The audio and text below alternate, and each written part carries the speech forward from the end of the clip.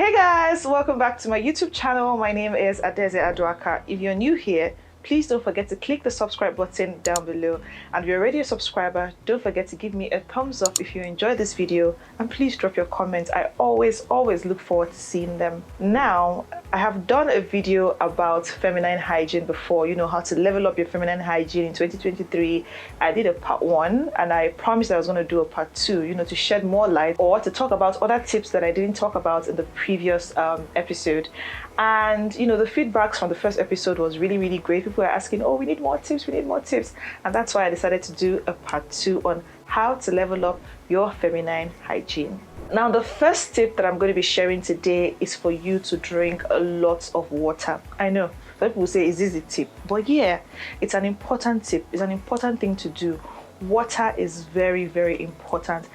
Personally, I have a timer, you know, that tells me when to drink water at intervals, right? It is very important that as a woman, you take lots of water. It helps flush down a lot of things out of your system.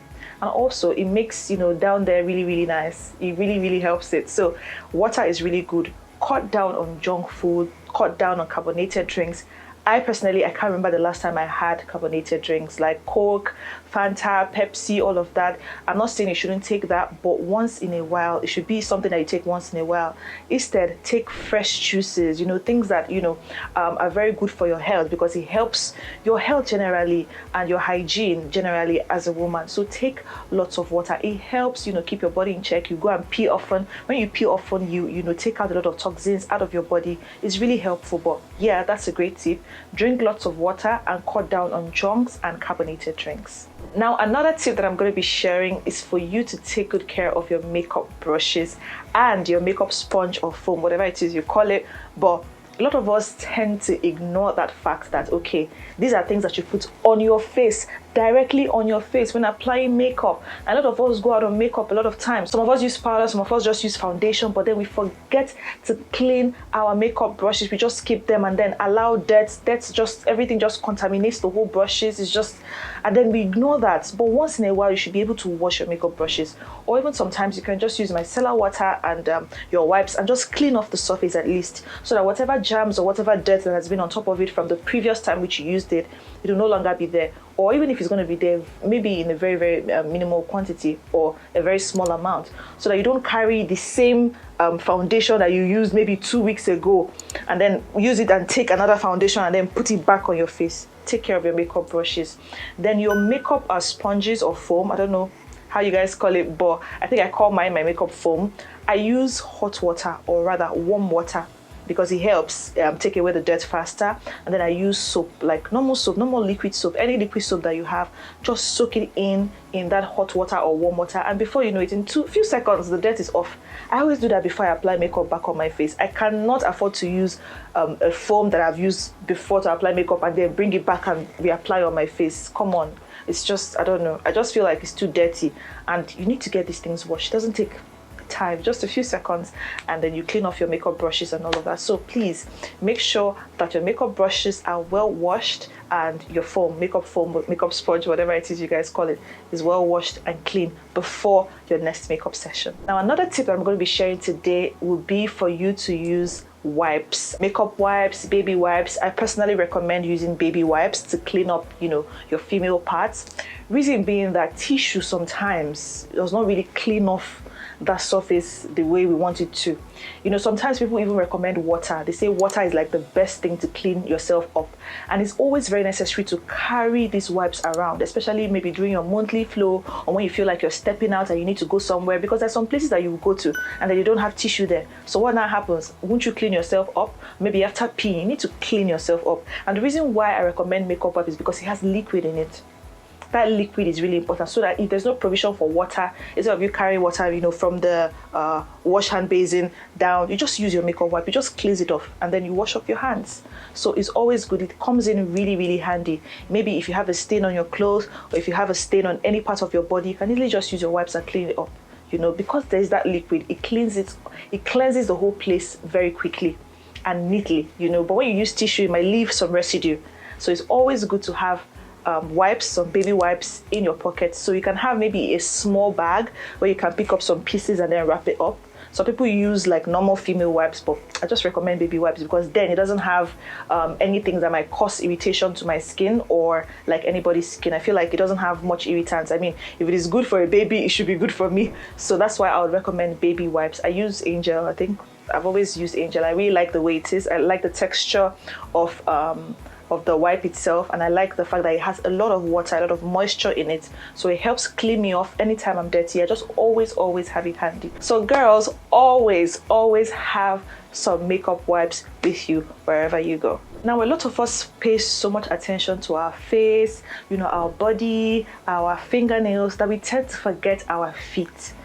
Your feet is equally important. So if you can have the time to take care of your fingernails, you should be able to take care of your toenails. Some people, their nails are so nice, so clean, but when you look down at their toes, especially when you're wearing maybe flat slippers or you're wearing some sandals, you have this, you know, cracked feet, very dirty feet, or dirty toenails or chapped nails.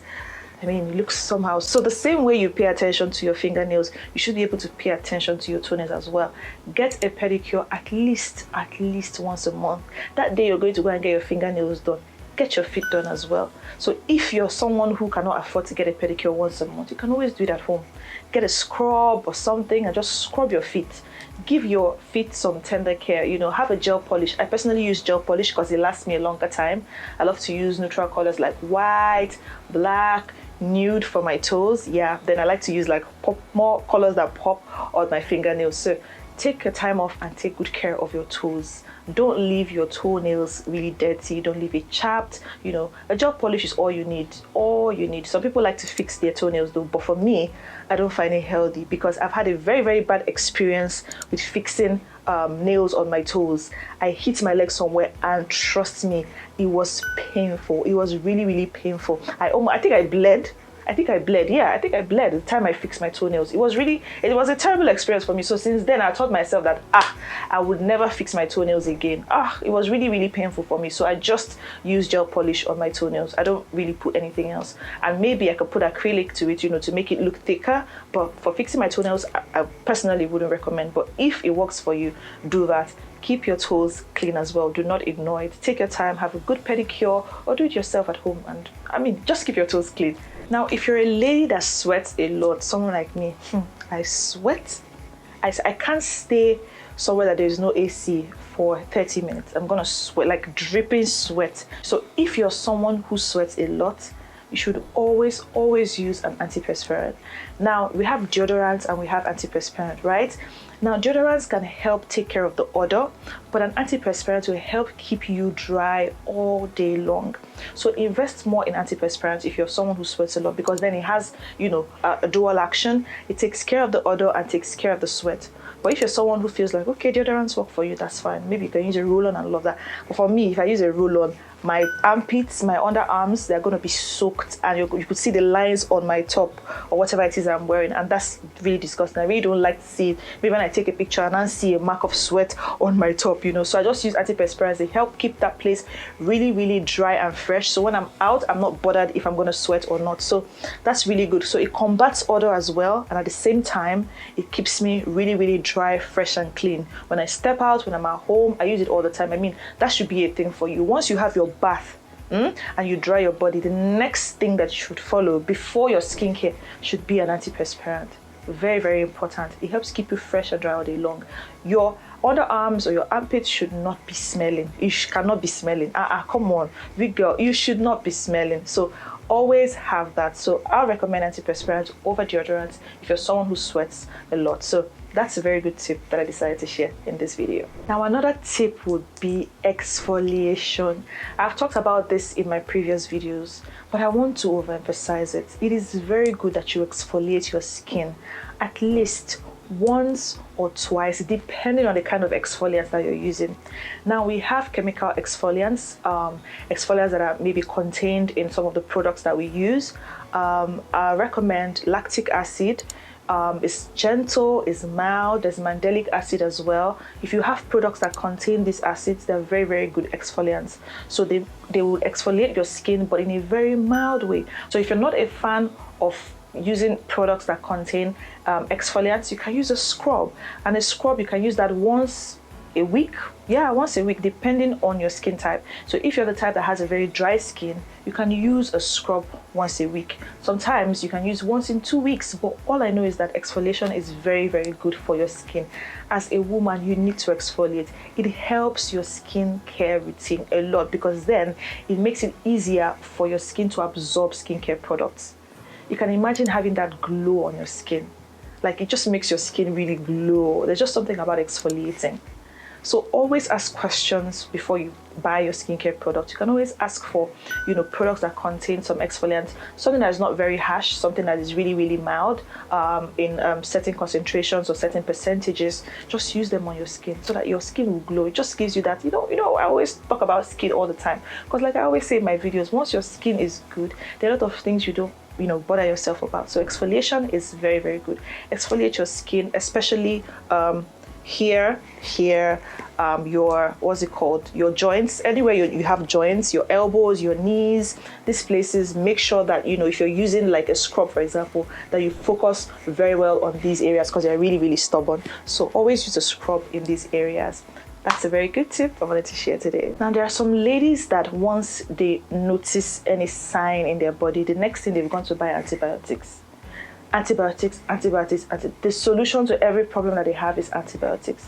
Now, I'm not saying antibiotics do not do their job, but then it is always good to seek for medical help before going to, buy these drugs for yourself. It is not good to always take antibiotics for help, because you're killing some good bacteria in your body. Now, there is good bacteria and there's bad bacteria, right? Now, instead of taking more of antibiotics, I would advise that you take more probiotics, right? Probiotics will come in form of food, fruits, or supplements. Me, I always recommend, I'm not a supplement person. Have I ever bought supplements before? I hardly do supplements, because I like to eat foods that contain certain things for my body, right?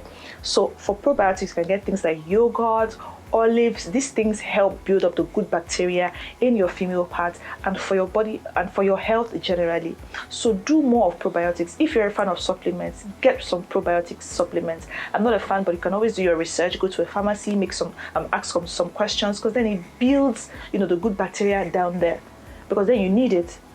It's actually very, very important that using antibiotics to keep killing. And too much antibiotics is not even good for your body. So I don't know why every time, women always try, just go and buy antibiotics. I'm not saying you shouldn't, but it should be under supervision, right? You don't just go and just get it over the counter and then use it.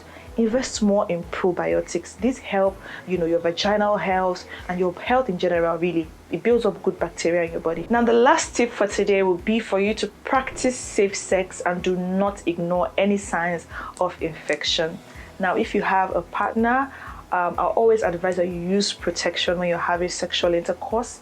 This helps to protect you. As a woman, you need to protect yourself, right? It is very, very important that you protect yourself. And then if you notice any form of UTI, STI, if you feel uncomfortable on your lady parts, don't hesitate to go to a hospital for checkup. And that's why I always say you should always have a go-to doctor or a nurse that you talk to, someone who is in the medical field that you can tell, okay, this is what is happening to me, these are the symptoms I'm having. The person will say, okay, go and do so test to confirm. Always go for regular checkups and regular checks all the time. Do not use different things down there, like in your lady parts. They will say, oh, bring this one penetrator, put this, insert this. Do not do that without a doctor's recommendation or a prescription. Take care of yourself. For me, I don't use any of those things. I don't use, yoni pills. I don't go to do vaginal steaming. Maybe there's a reason why people do it, but I've never done it before.